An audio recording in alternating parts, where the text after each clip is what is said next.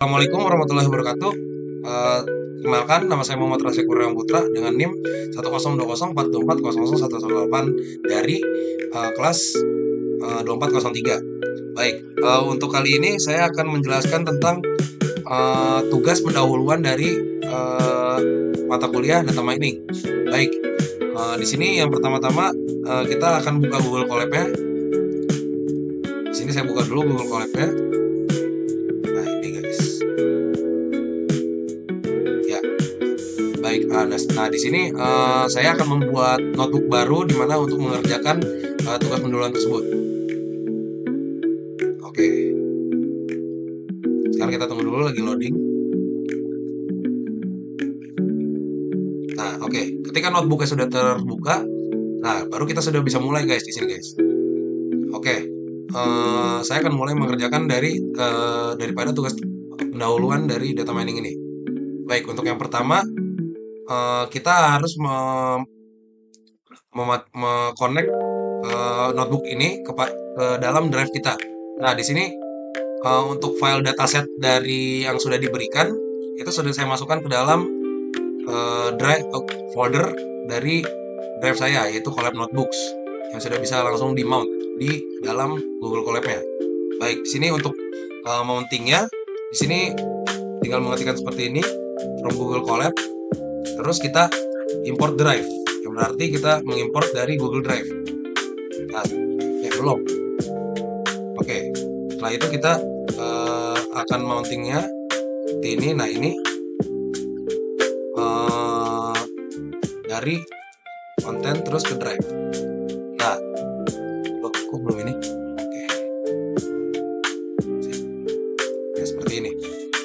Baik, di sini kita akan mulai run-nya.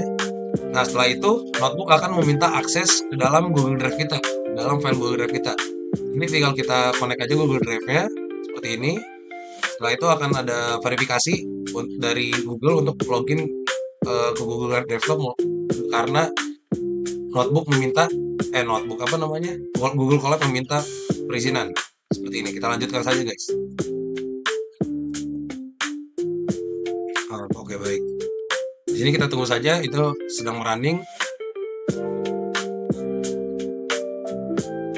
Nah, oke. Jika sudah ada checklist di kiri kotak codingannya, di kiri tempat codingnya, lalu akan muncul mount at content drive, yang berarti Google Colab kita atau notebook kita yang telah kita buat telah di mount atau terhubung ke dalam Google Drive kita sendiri. Nah, seperti itu guys. Selanjutnya saya akan lanjut ke soal nomor 4. Nah, di sini saya akan mengimpor library pandas, yaitu sintaksnya di sini adalah import pandas as pd. Nah, seperti ini. Nah, kenapa import pandas as pd? Karena di sini gunanya itu untuk membaca sebuah dataset yang mentah. Sebuah dataset yang mentah seperti file CSV yang telah saya masukkan ke dalam drive saya sebelumnya. Dan lalu fungsi sintaks ini adalah mengubah dataset tersebut menjadi sebuah format tabel atau data frame, sehingga dataset ini lebih mudah diolah. Seperti itu guys. Nah, ini kita running aja. Nah, seperti dilihat sudah terrunning, ada tanda checklist di samping kirinya. Oke, setelah itu kita akan lanjut ke soal nomor 5. Nah, untuk soal nomor 5 ini saya akan menuliskan pd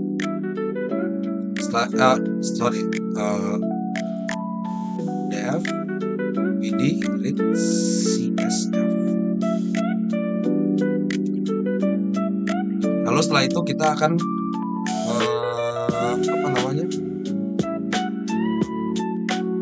menyambungkan ke drive kita. Nah, seperti ini. Oke, kita lihat dulu. Jadi kita ke drive dulu. Setelah itu di my drive. Baik, setelah itu, nah ini adalah file yang telah saya import ke dalam drive saya. Nah, karena saya sebelumnya tidak tahu di mana, jadi di sini saya akan copy path-nya atau alurnya, lalu kita akan taruh di sini. Kita akan letakkan di sini, guys. Ya, seperti ini. Nah, ini sudah muncul path-nya atau jalan ke dalam file CSV yang telah saya masukkan tersebut. Ya baik, setelah itu kita akan coba running. Oke, sambil running mungkin saya akan menjelaskan fungsinya terlebih dahulu. Nah, fungsi dari sintaks yang telah saya buat ini yaitu df pd read csv, setelah itu ada jalurnya. Nah, ini itu gunanya untuk membaca dataset yang telah saya import, lalu untuk menyimpannya ke dalam data frame pandas yang telah saya beri nama variabel df, seperti itu guys. Baik, setelah kita akan lanjut ke soal nomor 6. Kita tutup dulu. Baik, nah untuk soal nomor 6 ini saya akan membuat apa tuh ininya, oh iya, buat itu df. Ini variabel yang saya buat saya tadi. Nah, seperti ini. Mungkin kita sambil nunggu dulu. Nah, kenapa muncul seperti ini? Soal nomor 6 ini, wah, harusnya saya ulang nomor 6 ya. Ribet anjing. Fungsinya apa? Menampilkan 10 baris ya?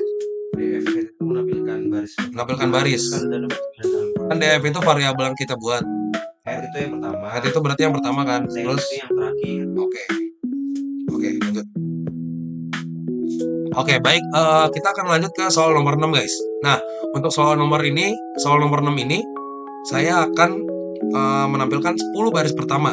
Nah, caranya gimana? Kita akan memanggil kembali yang sebelumnya telah kita buat, variabel yang telah kita buat yaitu df. Setelah itu, kita akan menampilkan head atau baris pertama. Nah, di sini karena kita akan menampilkan spesifik 10 baris pertama, maka di sini saya akan menggunakan 10 nomor 10 angka 10. Nah, setelah itu setelah itu sistem akan menampilkan 10 baris pertama dari dataset yang telah kita import. Baik, selanjutnya saya akan lanjut ke soal nomor 7. Nah, untuk soal nomor 7 tadi, nah kan kita kan sebelumnya menampilkan 10 baris pertama. Untuk soal nomor 7 ini kita akan menampilkan 10 baris terakhir dari dataset yang telah diberikan. Nah, caranya gimana? Kalau untuk menampilkan baris pertama kan kita menggunakan head. Nah, di sini kita akan menggunakan tail. Seperti artinya ya, yang terakhir. Nah, ini 10 baris terakhir. Dan pasti dia akan menampilkan 10 baris terakhir dari dataset yang telah kita import. Baik, untuk soal nomor 8 kita akan lanjut dulu ya guys.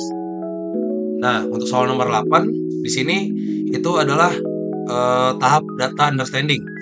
Nah, di sini saya itu mengecek tipe data dengan menggunakan apa? Coba kita ini dulu guys. Kita akan memanggil kembali df-nya. Setelah itu kita akan mengetikkan info seperti ini. Nah, seperti itu. Lalu setelah itu ini belum selesai guys. Di sini kita akan ini lagi membuat salah sorry guys. Belum selesai. Kita akan describe atau mendeskripsikan. Nah, di sini tujuannya kenapa df info dan df describe? Di sini itu kita tujuannya untuk memahami struktur-struktur awal dari dataset yang ada. Nah, itu kita akan memahami apakah ada nilai-nilai yang ini, apakah ada nilai-nilai yang kosong, serta interval nilai numeriknya lah gitu. Nah, ini kan kita lihat nih, tuh ada datanya juga seperti ini guys.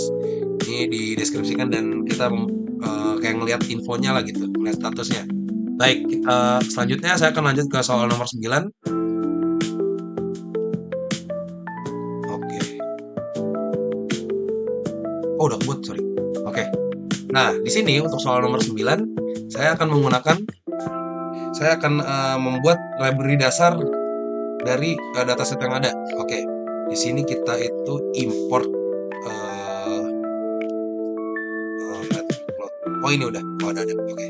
Kita akan matplotlib by plot. Oke. Nah, ini kan belum ya. Belum. Saya pencet. Setelah itu kita import as. Oh ya. Oke. Nah, ya seperti ini guys.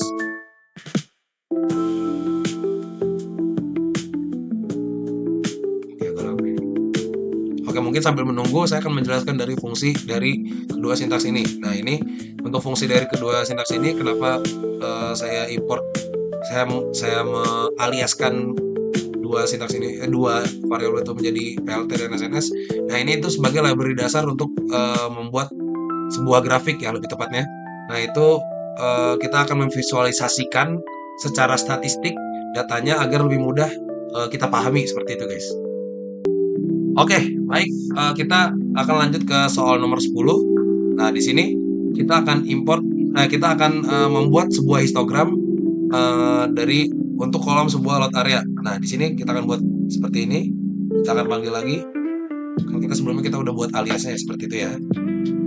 Baik, setelah itu kita bikin fix size-nya. Tadi. Oke, sorry.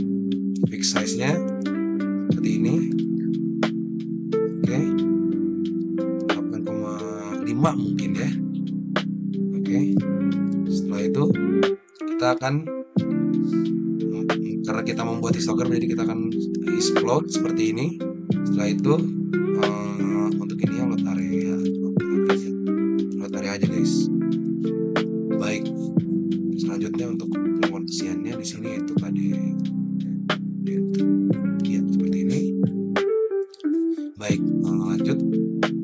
Nah, di sini kita akan buat judulnya, guys. Judul dari histogramnya. Di sini kita akan buat kita akan buat bukan histogram dong. Histogram dari load area seperti ini. Baik, selanjutnya kita akan menggunakan show. Nah, show ini untuk menunjukkan histogram yang telah kita buat. Baik, setelah itu kita akan coba running. Nah, karena ini adalah hasil dari atau output dari sintaks dan codingan yang telah saya buat. Nah, ini informasi yang saya peroleh dari visualisasi data ini itu adalah kita melihat seperti apa distribusi atau penyebaran dari sebuah frekuensi luas tanah dari dataset yang telah kita import seperti itu, guys. Baik, mungkin kita akan lanjut ke nomor 11 kali ya, guys. Ya, oke. Nah, untuk nomor 11 ini kita akan memvisualisasikan datanya itu menjadi sebuah box plot ya. Sama seperti sebelumnya kita akan sintaksnya mirip lah. Ini untuk fix size-nya itu disamain. Baik. Seperti ini. Nah, bedanya tadi kalau di histogram itu kita memanggilnya kan histplot. Nah, di sini karena kita membuatnya blocksplot, jadi kita akan menulis pemanggilannya blocksplot seperti ini, guys. Sama kalau area juga. Tinggal hilang. Ya, seperti ini. Lalu ya sama lah. Ininya juga sama. Area ratio seperti ini. Nah, karena yang kita ubah cuman ini ya doang. Sorry guys, ini malah PLT. Oke, karena yang kita ubah cuman dari histogram menjadi boxplot, sisanya masih sama saja ya guys untuk sintaksnya. Nah, seperti ini. Nah, ini kita telah membuat visualisasi data berbentuk boxplot. Nah, di sini itu untuk boxplot ini kita bisa memahami atau mengetahui cara mengidentifikasi dari sebuah outlier dari grafik ini. Nah, ini kita melihat titik-titik ini yang di atas, yang di kiri, yang di bawah. Nah, ini berada jauh di luar garis batasnya atau yang biasa disebut dengan whiskers, kumis kucing. Nah, titik-titik tersebut adalah outlier atau sebuah data ekstrim. Ya, seperti itu guys. Kita akan lanjut ke soal nomor 12. Di sini untuk soal nomor 12 kita akan pertanyaannya adalah kita disuruh untuk menjelaskan langkah-langkah utama dalam sebuah tahap data preparation sebelum analisis lanjutan. Ya baik, langkah-langkah utamanya itu yang pertama kita harus menangani data yang hilang atau kosong. Lalu setelah itu kita akan mengatasi data outlier, kita akan menghapus data yang duplikat juga. Lalu setelah itu kita akan menyesuaikan tipe-tipe data yang belum sesuai, seperti itu guys. Lalu untuk lanjut ke nomor 13, di sini pertanyaannya, jika terdapat missing value, outlier, dan data duplikat, jelaskan metode penanganan yang dapat dilakukan untuk masing-masing kasus beserta kelebihan dan kekurangannya. Oke, gimana sih cara menangani value, outlier, dan data duplikat ini? Oke, pertama, untuk missing value, ini kita bisa ditangani dengan menghapus barisnya, dengan menghapus barisnya, gitu saja sih sebenarnya. Lalu kelebihannya ya cepat, tapi kekurangannya juga ada. Kekurangannya itu datanya jadi berkurang. Atau bisa juga dengan mengisi nilainya dengan mean atau median. Untuk mean atau median ini kelebihannya ya data tidak hilang, tapi kekurangannya bisa mengubah variasi sebuah data tersebut. Baik, untuk mengatasi outlier ini kita dapat menggunakan cara membuang data ekstrim tersebut. Nah, kelebihannya apa sih? Datanya menjadi lebih stabil tentunya. Lalu kekurangannya kita bisa kehilangan informasi dari anomali data tersebut. Lalu ketiga, untuk mengatasi sebuah data duplikat, di sini metodenya adalah hapus aja. Karena di sini ya kelebihannya kita juga punya lah untuk mencegah bias dalam analisis, tapi kekurangannya ya hampir tidak ada karena data duplikat memang sebaiknya dibersihkan, memang harus dihapus aja sih sebenarnya. Baik, mungkin itu saja dari saya. Kurang lebih mohon maaf. Wassalamualaikum warahmatullahi wabarakatuh.